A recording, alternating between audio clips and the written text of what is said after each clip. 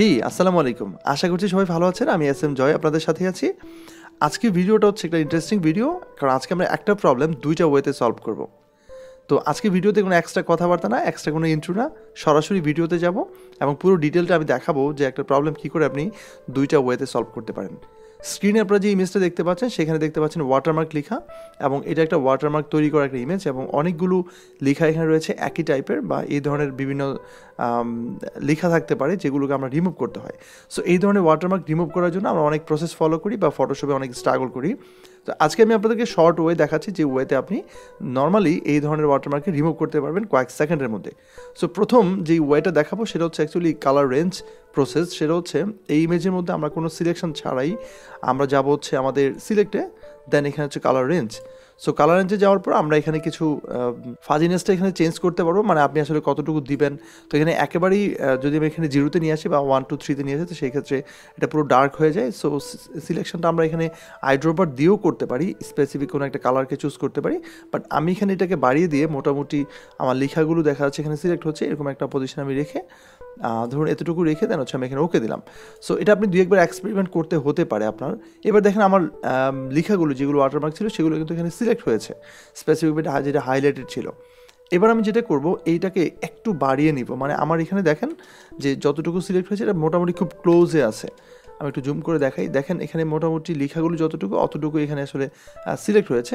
So আমি চাচ্ছি যে এই সিলেকশনের বাইরে একটু অংশ বাড়তি যাতে সে সিলেক্ট করে, সেটার জন্য আমি কি করতে পারি, পুরো সিলেকশন এরিয়ার মধ্যে আমি একটু এক্সটেন্ড করতে পারি। যেটা করার জন্য আমি আবার যাবো সিলেক্টে, দেন হচ্ছে মডিফাই, অ্যান্ড দেন হচ্ছে এক্সপান্ড। সো এক্সপান্ড থেকে আমি এটাকে একটু এক্সটেন্ড করবো, একটু বাড়াবো।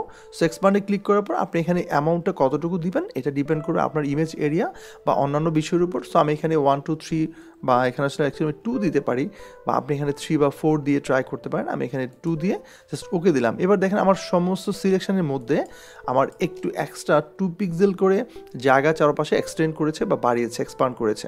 সো এবার আমরা যেটা করব সেটা হচ্ছে এই অবস্থায় রেখে আমরা এটাকে রিমুভ করার যে প্রসেসটা রয়েছে সেটাতে আমরা যাব। সো ফটোশপে কোনো ইমেজের কোনো ওয়াটারমার্ক বা কোনো একটা বিশেষ অংশকে রিমুভ করার সবচেয়ে বেস্ট ওয়ে হচ্ছে এডিটে, দেন হচ্ছে এখানে কন্টেন্ট এওয়ার ফিল। সো আমরা নর্মালি ফিল থেকেও করতে পারি, আবার এখানে কন্টেন্ট এওয়ার ফিলটা থেকে আমরা লাইভ দেখতে পারি। সো এখানে ক্লিক করে যেটা হয় সেটা হচ্ছে আমাদের এই ইমেজটা রিমুভ হওয়ার পর কেমন দেখা যাবে সেটা এখানে আসলে আমাদের একটা মোটামুটি প্রসেসের মাধ্যমে এখানে দেখাচ্ছে যে আসলে কতটুকু জায়গা জুড়ে হচ্ছে। সো ওয়াও, আমরা দেখতে পাচ্ছি এটা প্রসেস কমপ্লিট হওয়ার পর দেখেন একেবারে এত সুন্দর করে রিমুভ হয়েছে, এবং আসলে বোঝাই যাচ্ছে না যে এখানে আসলে কোনো ওয়াটারমার্ক ছিল বা কোনো ট্যাক্স বা লেখালেখি ছিল, একদম ক্লিন হয়ে গেছে। সো এটা খুব চমৎকারভাবে কাজ করে, এবং যদি আপনি এভাবে প্রপারলি কাজ না করে বা কোনো কিছু থেকে যায় সেক্ষেত্রে আপনি এখানে এক্সপান্ড এরিয়াটা একটু বাড়িয়ে দেবেন, অথবা এখান থেকে কিছু অপশন চেঞ্জ করে দেখতে পারেন। সো এইটুকু তো রেখে আমরা এখানে অ্যাপ্লাই না দিয়ে ডিরেক্টলি এখানে ওকে দিয়ে বেরিয়ে যাই। সো এবার দেখা যাবে এটা সিলেক্ট হয়ে গেছে, এখানে কন্ট্রোল ডি দিলে ডিসিলেক্ট হয়ে যাবে। এবার আমার ইমেজটা পুরো ক্লিন এবং ক্লিয়ার হয়ে গেছে। সো এই ছিল হচ্ছে আমার একটা প্রসেস। এই প্রসেসে আমি এই ধরনের যত লেখা থাকবে বা কোনো ধরনের লোগো থাকতে পারে, যে কোনো কিছুকে আমরা ইজিলি রিমুভ করতে পারি।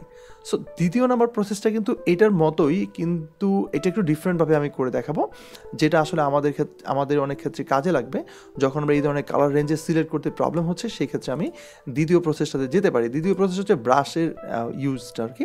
সো আমি এখানে যেটা করবো সেটা হচ্ছে নতুন একটা লেয়ার ক্রিয়েট করবো এখান থেকে। সো নিউ লেয়ারে প্রেস করে নতুন একটা লেয়ার তৈরি হয়েছে। এবার আমি যাবো হচ্ছে আমার ব্রাশে, এবং ব্রাশ থেকে আমি এখানে একটা কালার চুজ করে নিতে পারি, যে কোনো ধরনের একটা কালার। একটু ডিপ কালারটা নিচ্ছি, এরকম একটা কালার আমি এখানে নিচ্ছি। নেওয়ার পর আমি যেটা করবো সেটা হচ্ছে আমার এখানে ব্রাশ সাইজটাকে একটু ছোটো করে নিই।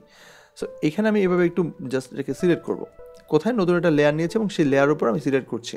সো এইভাবে আমি এক এক করে র্যান্ডমলি পুরোটা সিলেক্ট করে যেতে পারি, অথবা আরেকটা ওয়ে আছে, সেটা আমি ওয়েটা আপনাদেরকে দেখাই। এভাবে সিলেক্ট করে এভাবে সিলেক্ট করতে পারি, এখানে একটু রয়েছে। এবার ওয়েটা হচ্ছে এখানে ক্লিক করার পর আমি যদি শিফট প্রেস করে লাস্টে ক্লিক করি শিফট, তাহলে যেটা হয় পুরোটা র্যান্ডম সিলেক্ট হয়। আবার এখানে ক্লিক করে আবার আমি শিফট প্রেস করে একদম লাস্ট পর্যন্ত গিয়ে ক্লিক করতে পারি, ঠিক আছে? তার মানে পুরোটা আবার র্যান্ডম সিলেক্ট হয়। আবারও এখানে ক্লিক করে আবার আমি শিফট প্রেস করে লাস্টে এখানে ক্লিক করি, তাহলে এটা পুরোটা আবার সিলেক্ট হয়ে যাচ্ছে। এখানে ক্লিক করে এবং এখানে গিয়ে পুরোটা সিলেক্ট করে ফেলতে পারছি। এখানে গিয়ে আবারও লাস্টে এখানে গিয়ে ক্লিক। তার মানে আমি এইভাবে লাইন বাই লাইন, যেহেতু এগুলো লাইন বাই লাইন আছে, আমি চাইলে এভাবে সিলেক্ট করতে পারি, অথবা আপনি উপরে যেভাবে দেখাইছে সেভাবে ছোটো ছোটো করেও সিলেক্ট করা যায়। সো আমি দুইটা ওয়েতেই দেখালাম।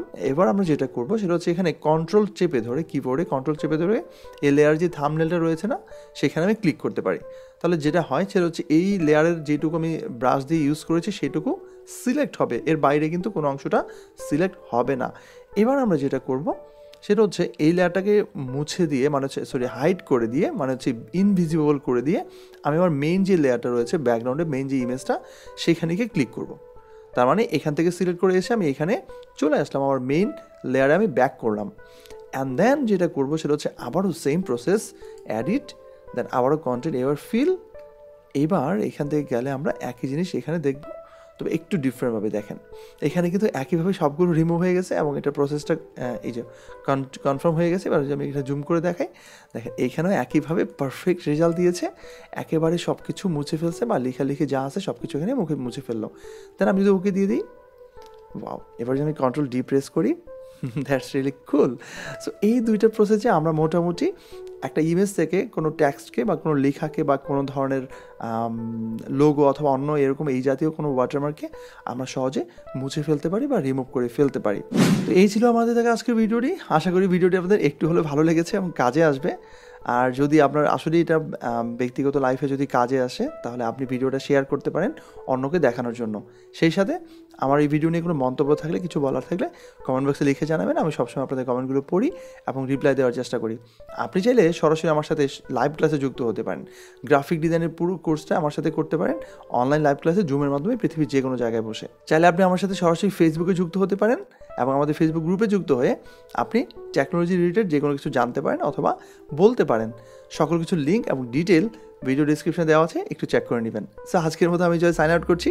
দেখা হবে পরবর্তী ভিডিওতে। সেই পর্যন্ত ভালো থাকবেন সবাই। আল্লাহ হাফেজ।